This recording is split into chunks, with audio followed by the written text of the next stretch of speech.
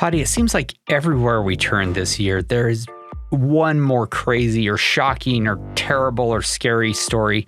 2020 just won't give up. Even our guest of this show has a 2020 notch on her belt, and it's a pretty scary one. Yeah, the whole year makes you want to say, hey, 2020, we demand a refund.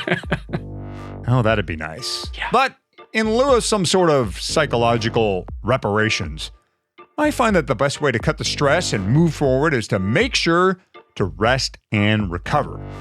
And you all should know by now what we put in our hands to encourage that R&R. That's right, it's Floyd's of Leadville CBD products. Yeah, while there's no known cure for the mental fatigue and distress caused by 2020, we do know that Floyd's capsules, tinctures, balms, and their new full-spectrum CBD gems can really take the edge off. I have some of the new 25 milligram cola-flavored full-spectrum gems on order. I'm looking forward to trying them out. So if nothing else this year, maybe we can say that 2020 has taught us how to rest and recover and get back at it.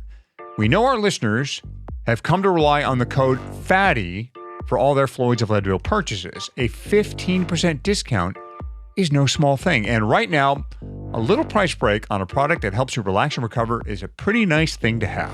Oh, it sure is. And you can get that discount by heading to floydsofleadville.com, and then at checkout, use the code FATTY. Use it every time you make a purchase. And one more thing, as always, thanks so much, Floyd's of Leadville, for sponsoring the show. 3, 2, 1.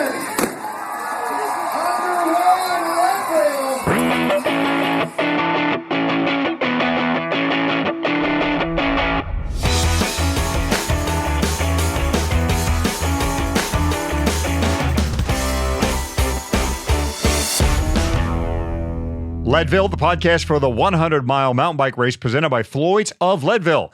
It is season 3, episode 24 of the show that breaks down, builds up, gets you ready, and freaks you out for the highest and hardest one-day mountain bike race in the country. I'm Michael Houghton, Hottie to most. And I'm Fatty, and I am so happy because autumn is almost here.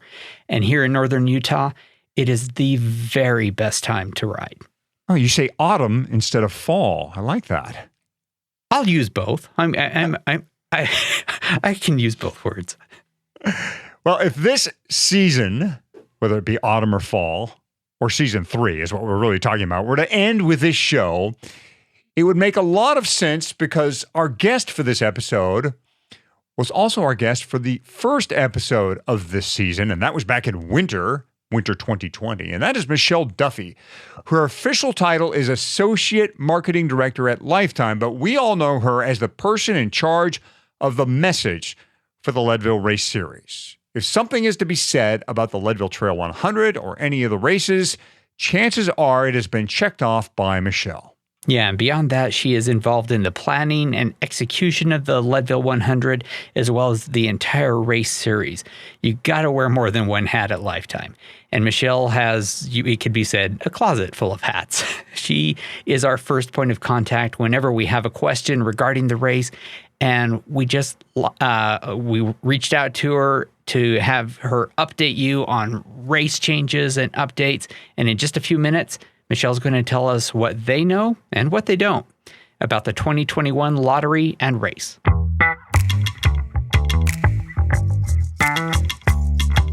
Like we said at the top of the show, 2020, we can't wait to get it in the rearview mirror. I mean, 2021 has got to be better, right? Oh, I hope you didn't just jinx us, Hottie, but I really need it to be better. And I'm sure that you and I are not the only two who are looking forward to 2021. Our sponsor, Shimano, is also planning to highlight next year in a big way. 2021 is Shimano's centennial. Their official 100th birthday is March 23rd, 2021.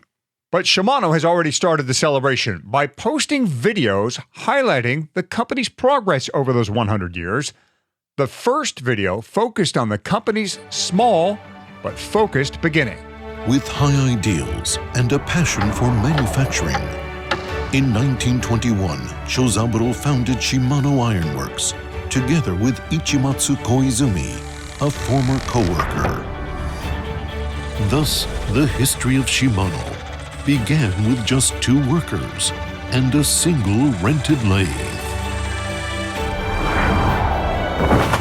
The bicycle component on which Shozaburo's dream depended was the freewheel. It required the most advanced technology of that era to manufacture. How about that, Fatty? Shimano's first invention was a single-speed freewheel. No wonder you love them. Oh, that's one among many reasons I love Shimano. And I want to congratulate Shimano in advance of their 100 years for the quality products they've been making for 10 decades. Normally, we tell you to go to bike.shimano.com, and of course, you should always do that. But we also want to direct you to the Centennial Celebration, and it's easy to do. Just go to the corporate webpage at shimano.com, and you will find there the 100th anniversary page and more videos on important milestones in Shimano history. I was listening to an interview with our friend Rebecca Rush the other day, and the interview started off by asking Reba what she has for breakfast. Her answer? Eggs, rice, avocado, coffee, of course, and a glass of beet juice. Beet juice is proving to be a mainstay for endurance cyclists and other athletes. The reason is beets help your body create nitric oxide, which helps your body deliver more oxygenated blood to working muscles by dilating arteries. So beet juice is great for big days in the saddle, except for one tiny detail: getting the juice out of the beets. Oh, yeah. I've tried this. Buying a bunch of beets, cleaning them, removing the skins, juicing them. A real pain in the you-know-what. But our friends at the feed agree with this, and that's why they have in stock a number of powdered beet mixes and capsules. I have personal experience with a product called Enduro Beta Red. It comes in 1-ounce packets. I like to do a half packet the night before a race and the other half the morning of. Shaking up Enduro in a water bottle is like 10 times easier than blending beets. And I've heard some pretty strong testimonials, too, from other athletes who have tried beet powders, including a friend of mine who does sub-3-hour marathons. He said he could feel just a little more liveliness in his legs as he got to the final push of his races if he drank a little beet juice in the morning. I think it's a strong recommendation there. And the feed has other beet juice mixes worth checking out as well. And remember, whatever you buy, whether it be beet juice or more conventional products, make sure to go to thefeed.com/Leadville to get signed up for a 15% discount. Okay, let's get to Michelle Duffy now. She is right there in every planning meeting for the Leadville Trail 100 and has a lot to say as to what will happen to this race and the other races in the series. Yeah, similar to what we learned from Kimo Seymour in our most recent episode, Lifetime is still trying to figure it all out. This is an unprecedented year in a lot of ways, and there's so many variables as they face 2021. So we don't expect her to have all the answers, and she doesn't have all the answers in this interview. But Hadi and I agree that putting out what they know now and, what they need to answer later is definitely worth sharing.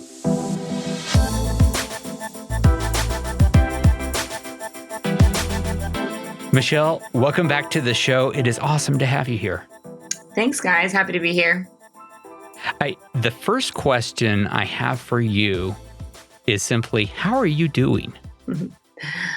I am doing all right. 2020 has been a whirlwind of a year, you could say. I mean, for you more than most. Yeah, I did have a bit of a medical episode a few weeks ago. I had a stroke, actually, and I'm under 30, so that is very rare for someone my age, but thankfully I'm doing great. They say it stemmed from a problem with my heart. So I'm looking forward to getting that fixed, and I'm feeling as normal as can be. Yeah, we're glad you're here. And thanks for doing this, first of all, because this is, as we record this, it wasn't too long ago that this happened to you, but we're glad you're feeling better than then, and want to thank you, too, for joining us on the show and keeping, our listeners, our loyal listeners here, updated on, the latest and greatest with the Leadville Trail 100, which unfortunately we all missed this year deeply, sadly. Why don't you Michelle, if you could, why don't you give us an update as best you can about 2021, how does it look so far right now as far as a lottery is concerned? Are we going to have a lottery? What's the immediate thing on the horizon for you folks working on the LT100?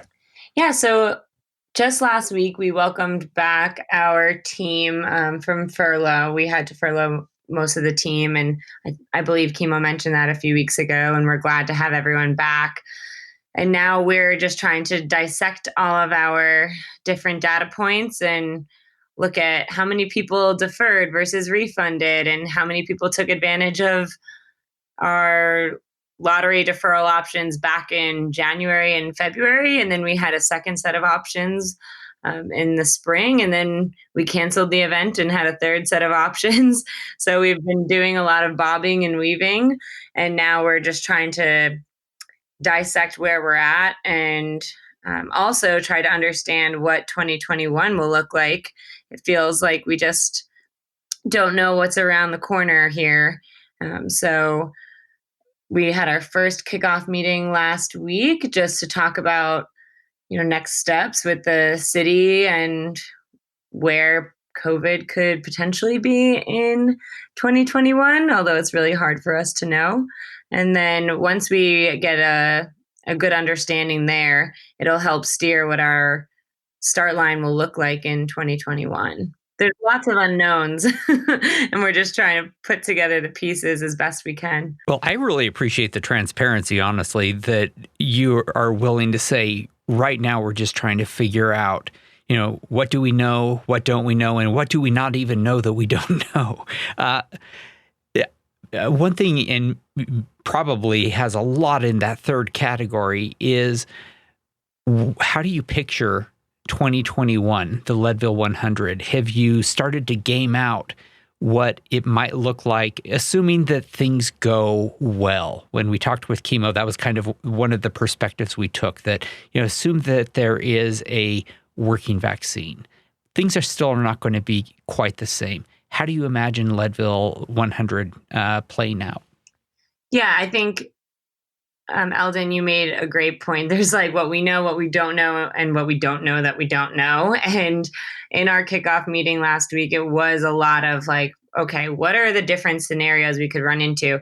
And then what are like the left field things we could run into we're not even thinking about yet? But assuming that everything is in a more normalized place next year, we hope that our events feel as close to they have in the past. But no matter what, we're exploring what it takes to put on an event given this climate, anywhere from just like additional sanitary stations to are there different ways that we can conduct packet pickup for people that aren't comfortable in large group settings yet? What do our expo and post-race experiences look like? And we're really like on the ground level right now, just almost like brain dumping everything that we need to consider.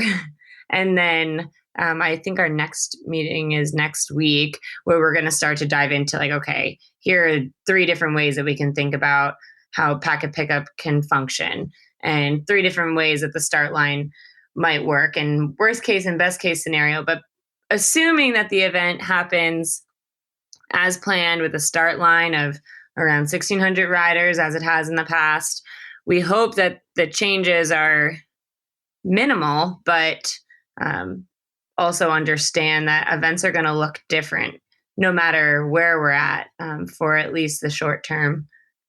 I think that's really important for us as event promoters and participants alike to understand, like, these events are not going to be able to just resume at 100% normalcy.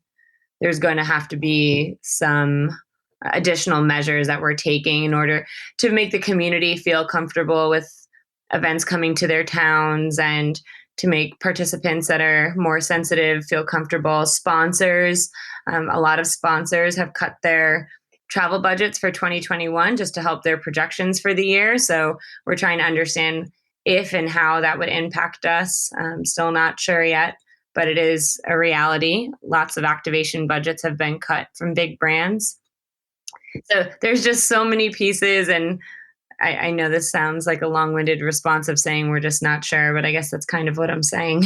Let's talk about, again, more about the 2021 race and as far as getting in is concerned. Now, as we record this right now, the Austin Rattler is actually still on for this fall, which has traditionally been, was your first qualifier, and now I guess is your last qualifier? I can't really tell at this point. It's kind of, so everything's so upside down. So we have the Rattler coming up, and then following that, we presumably would have a lottery, if that's still in the plans. Don't know. I'm going to ask you that, though. So are there still ways into the 2021 race? Like, will there be coins at the Rattler, and will there be a lottery? So to answer the Rattler question, should the Austin Rattler happen, which it sounds like there's a very good chance that it will, there will be coins there. That event is still licensed out to another event producer. And so he's guaranteed coins into the 2021 event.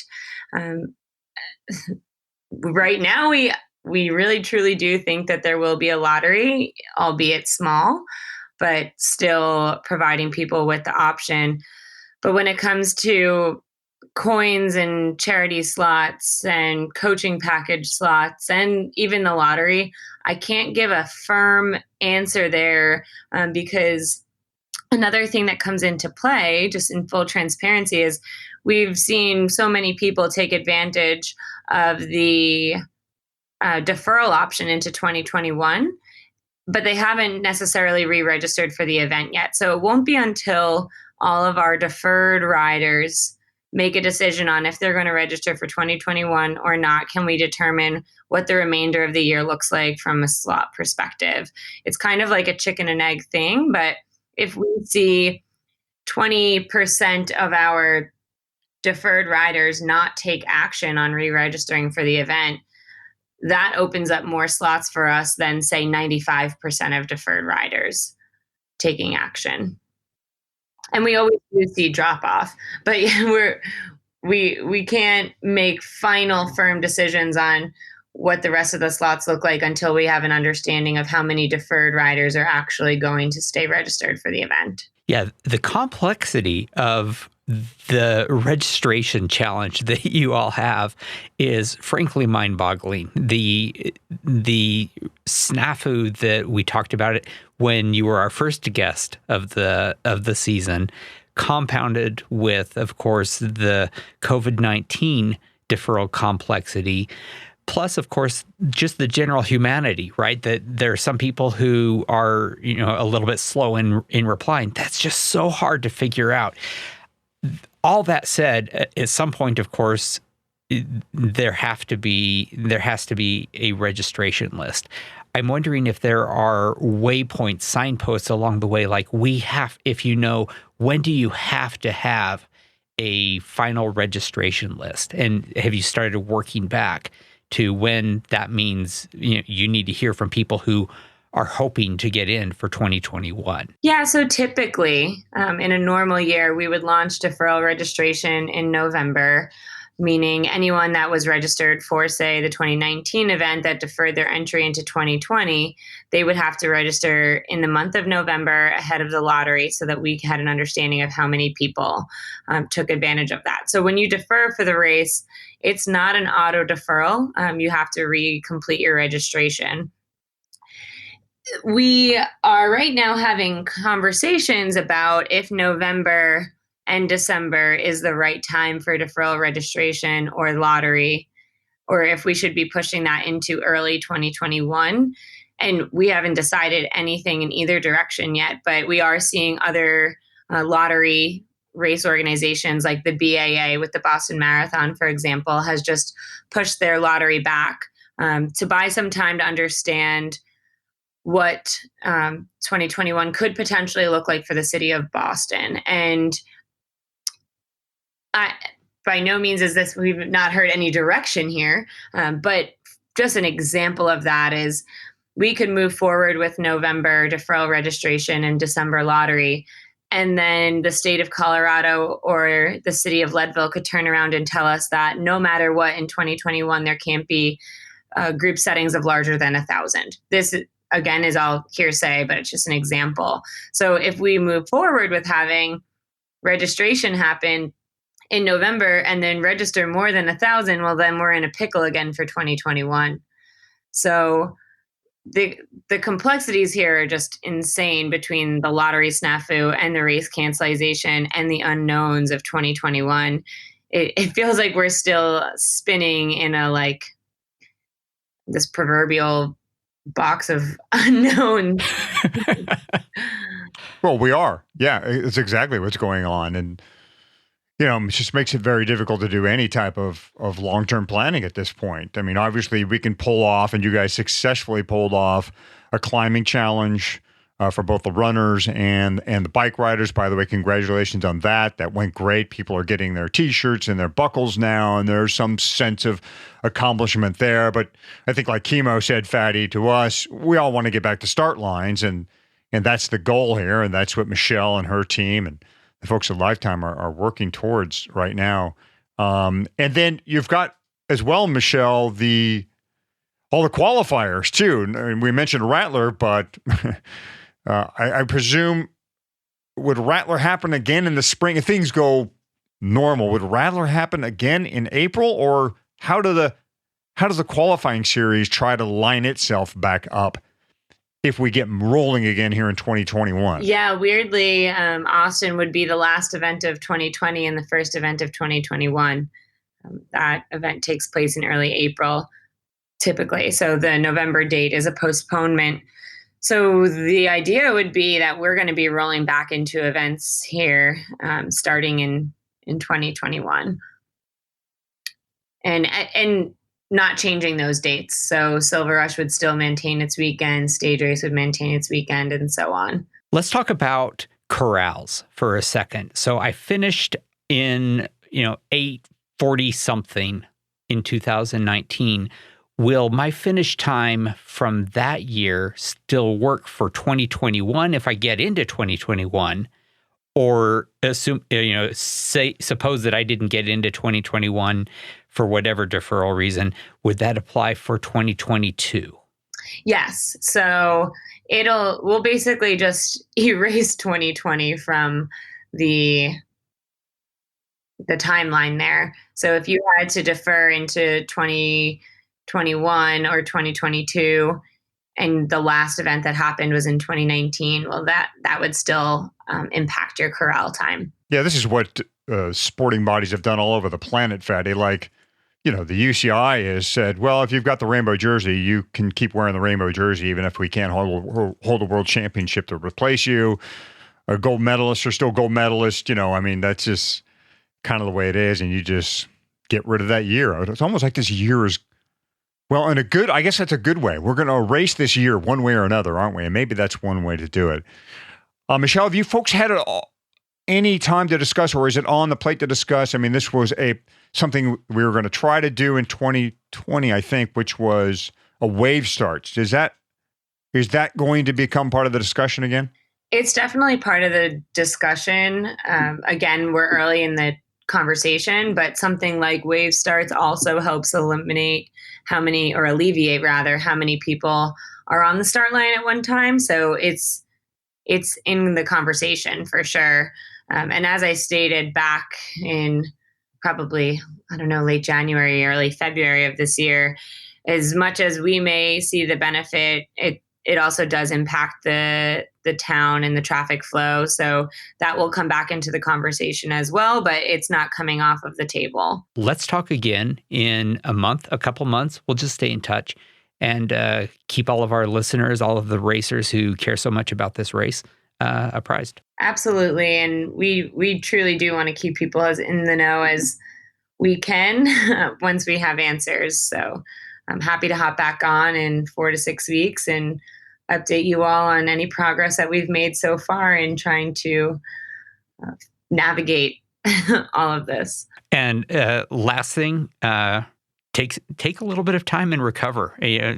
What you've dealt with is no joke. So I'm glad you're doing well enough to jump on the show with us. But take good care of yourself, okay? Thanks. I'm not great at slowing down. It feels better for me to hop back into normalcy here, but I've received that same advice from numerous people, so maybe there's something to it.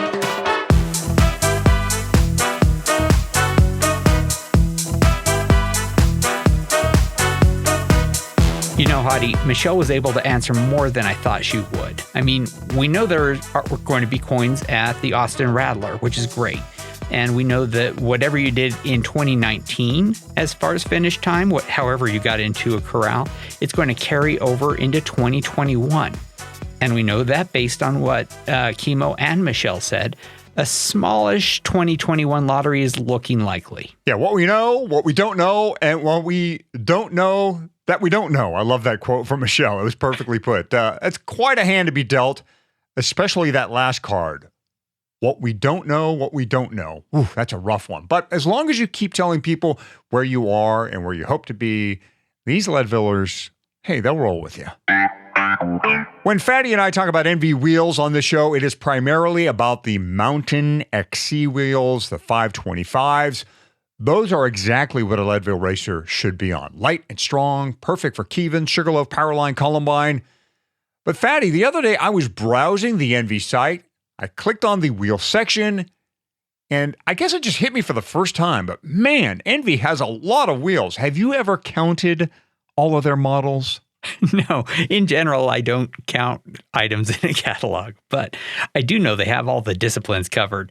Road, mountain, cyclocross, gravel, fat bikes, and all of the blurred spaces in between. Oh, they have it covered all right, and then some. NV has 29 different models in wheels. Obviously, there are road racing wheels and a full line of mountain bike wheels, but NV also has a disc.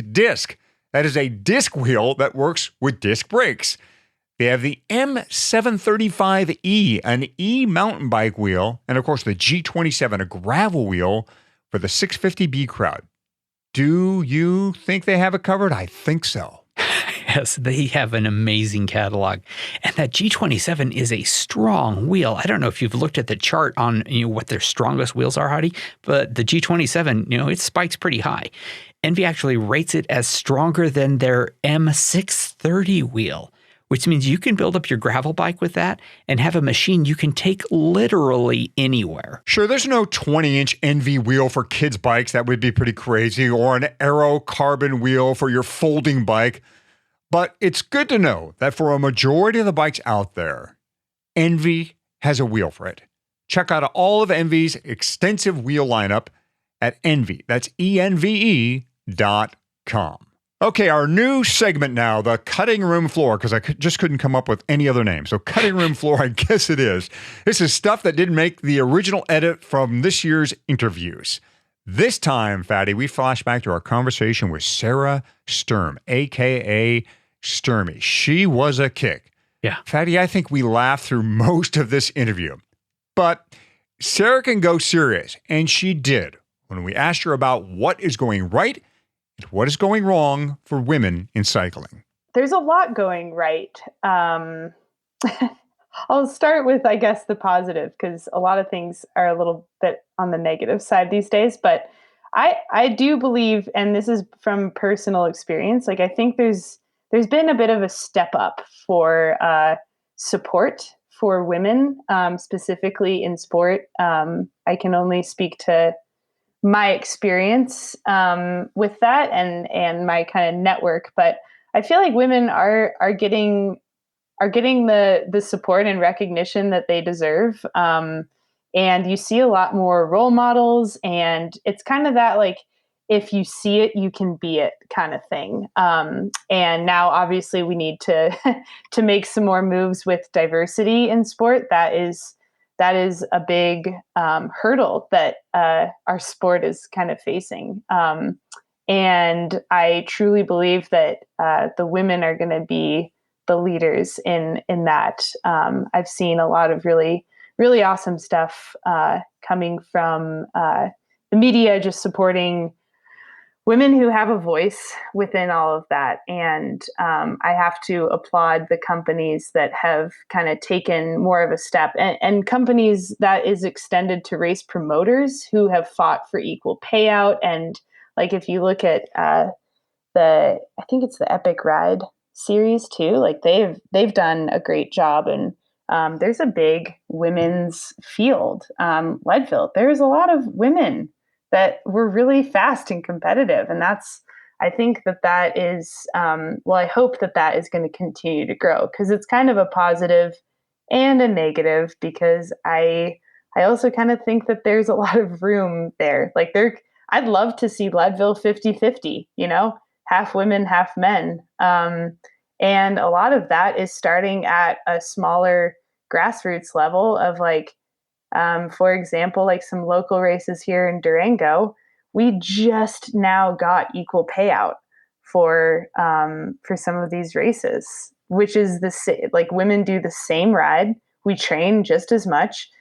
There's just not as many women that sign up for the race. And oftentimes what happens is we're told these things like, oh, well, we plug it into this algorithm that tells us, how much based on how many women signed up in this category that we're going to pay out, which I understand. But obviously that's not helping get more women into the race, into the sport. And so I feel like that's a big negative in my mind, is once we can have consistent equality on these smaller levels, that's what gets women stoked on racing, on training, on prepping for goals, on having a little more motivation for these things. So it's just about equality. I mean, that's kind of the theme of 2020, right? Equal. As Sarah says it so well, we got to make what we do welcoming to others. And Fatty, I think you have touched on this before. We have a way of making bike riding, especially on the race level, with our funny clothes, the techie talk, and the blingy bikes, kind of out of touch for the curious. Yeah, we do that, Hadi. You and I might be worse than most, witnessed by the fact that we are closing in on 100 episodes about a one-day bike race. There's nothing wrong with going down that rabbit hole, obviously. And we just have to remember that there is a world outside of ours, and we need to spend some time inviting the other people, the people who do not live for a one-day race, to come see what we've got and make this world attractive to them too.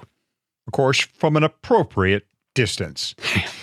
We generally don't talk about current races going on, mostly because we have no idea whether you're listening to this show the moment we release it or 5 years from now. Yeah, so hi there, 5 years from now, future people. I hope things are going a lot better for you now than they were in 2020.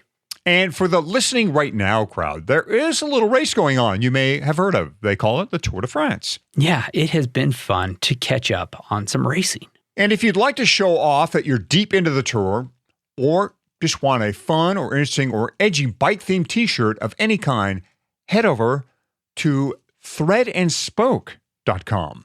Yeah, they are currently featuring their tour-themed t-shirts, and there are literally dozens of great tour-themed designs there. The great thing is threadandspoke.com makes every shirt to order, which means that you get to pick what color and size and pattern you want your shirt to be. Yeah, just today I ordered the Jersey Chain design t-shirt. You should look it up. It is a very cool, understated design that I think anyone would appreciate, but only insiders, people who kind of live for the tour and know what a green jersey or a yellow or a white or the polka dot jersey, they're going to really get all the colors and what they mean here. I chose a men's style. I chose a stone gray shirt color out of 15 available shirt colors in size large. And, I could have chosen anything from a size small to double XL. Thread and Spoke is truly custom. And if the tour isn't really your thing, there are hundreds of other bike-centric designs, and you can select either by collection or by artist. Yeah, once you find a t-shirt artist style that you like, you may find yourself buying a lot of their shirts. And there are dozens of shirt artists on the site. Check them out at threadandspoke.com. Once again, big thanks to Lifetime's Michelle Duffy for joining us. Let's go ahead and wrap up Season 3, Episode 24 of the Leadville Podcast, presented by Floyd's of Leadville. If you like this episode, give us a 5-star rating and a review over at Apple Podcasts. Also, share it with your cycling friends and support our sponsors. Let them know you appreciate them making this show possible. Meanwhile, if you have ideas or questions for us, head to the Leadville100podcast.com comment section and get in touch. That's also where you can find a link to our Slack workspace. fact, I was just on Slack the other day. And if you go to our Slack workspace, of course, you'll be able to jump into our never-ending Leadville conversation. Yeah, I've noticed Hadi is really starting to get into Slack. It's awesome to see. And you can also follow either of or both of us. Follow both of us on Twitter. I am at Fat Cyclist. Hadi is at Michael Houghton. And you can also find us on Facebook in the Leadville 100 MTB participants group. My goodness, we're easy to get a hold of. Good luck in your training, everyone. Thanks so much for listening. And we are going to see you in 2021 at the starting line. Representing Floyd's of Leadville out of Agoura Hills, California. Let's give a big shout out to Ryan Steers. Nice ride, Ryan. You're home, man.